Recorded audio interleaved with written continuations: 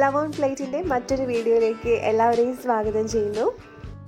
മലയാളികൾക്ക് നൊസ്റ്റാൾജിയ ഉണർത്തുന്ന രണ്ട് വിഭവങ്ങളാണ് പുട്ടും മാമ്പഴവും. അപ്പോൾ ഇത് രണ്ടിൻ്റെയും കോമ്പിനേഷൻ എങ്ങനെ ഉണ്ടാവും, അതാണ് നമ്മളൊന്ന് ഉണ്ടാക്കാൻ പോകുന്നത്. മാങ്ങ പുട്ട് അല്ലെങ്കിൽ മാമ്പഴ പുട്ട്. മാങ്ങാപ്പുട്ട് ഉണ്ടാക്കാൻ ഞാനിവിടെ അരിപ്പൊടിയാണ് എടുത്തിരിക്കുന്നത്. അരിപ്പൊടിക്ക് പകരമായിട്ട് നിങ്ങൾക്ക് ഗോതമ്പ് അതുപോലെ റവയൊക്കെ യൂസ് ചെയ്യാം. ഈ പുട്ടുപൊടിയിൽ അല്പം ഉപ്പ് കൂടി നിങ്ങൾ ചേർത്തിട്ട് നന്നായിട്ടൊന്ന് മിക്സ് ചെയ്യാം. അടുത്തതായിട്ട് ഒരു പഴുത്ത മാങ്ങയുടെ പകുതി ഞാനിവിടെ മിക്സിയിൽ വെള്ളമൊന്നും ചേർക്കാതെ നന്നായിട്ട് അരച്ചെടുത്തിട്ടുണ്ട്. അത് നമുക്ക് പുട്ടുപൊടിയിൽ ചേർത്തിട്ട് നന്നായിട്ട് നമ്മൾ സാധാ പുട്ട് കുഴയ്ക്കുന്ന പോലെ തന്നെ കുഴച്ചെടുക്കാം. ഇത് നനയ്ക്കാൻ വേണ്ടിയിട്ട് നിങ്ങൾ അഡീഷണലായിട്ട് വെള്ളമൊന്നും ചേർക്കണ്ട കേട്ടോ. വെള്ളം ഇല്ലാതെ തന്നെ നമുക്കിതാ നന്നായിട്ട് ഞാൻ തരിതരിപ്പായിട്ട് ഞാനിതിവിടെ മിക്സാക്കി വെച്ചിട്ടുണ്ട്.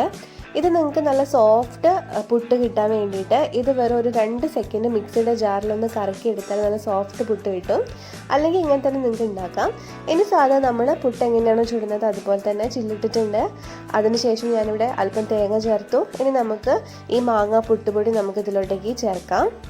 ഈ അളവിൽ എനിക്ക് ഏകദേശം 3 പുട്ടാണ് കിട്ടിയിട്ടുള്ളത്. ഇനി നമുക്കിത് ആവിയിൽ വെച്ചിട്ട് വേവിച്ചെടുക്കാം.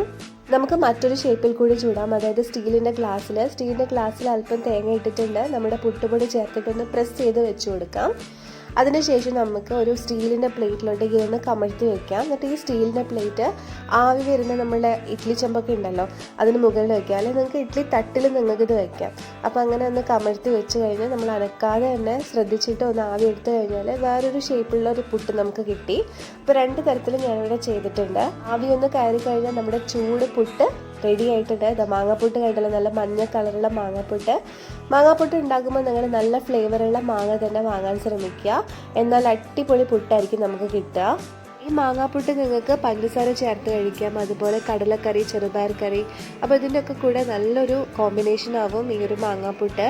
ഇങ്ങനെ പുതിയ റെസിപ്പീസുമായിട്ട് നമുക്ക് വീണ്ടും കാണാം. അപ്പോൾ എൻ്റെ ചാനൽ ഇഷ്ടപ്പെട്ടിട്ടുണ്ടെങ്കിൽ തീർച്ചയായിട്ടും ഒന്ന് സബ്സ്ക്രൈബ് ചെയ്തേക്കണം. അതുപോലെ തന്നെ ലൈക്ക് ചെയ്യാനും കമൻറ്റ് ചെയ്യാനും കൂടി മറക്കരുത്. Thank you so much.